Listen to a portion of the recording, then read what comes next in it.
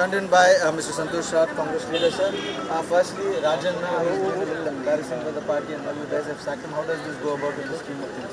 It's a party's high command decision as well as the chief minister of India. Yes, it has happened.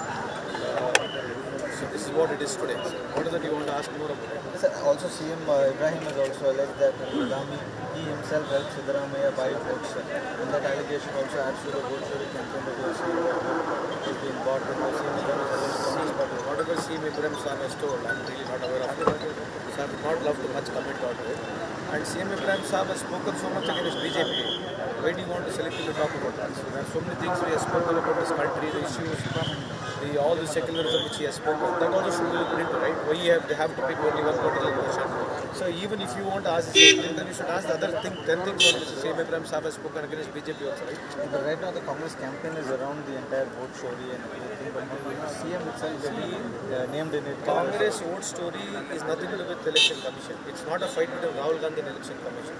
It's a fundamental right issue that every person has got right to vote. So the vote manipulation we are speaking, the way it is happening in large scale, that is what we are raising issues all about. Last question, sir.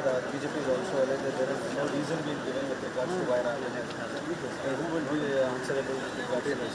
So now Satyapal Malik was removed from governor, Vice President, Dinkar Sahab was removed, and more than anybody else. The Honorable Chief Minister, Mr.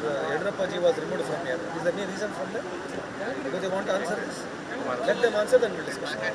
Congress putting the ball on the BJP's court, saying that unless and until the BJP does not respond to why Jagdeep Dhankar, Satyapal Malik and others have not been given their reason for resignation, if that is given, then we will also give our reason.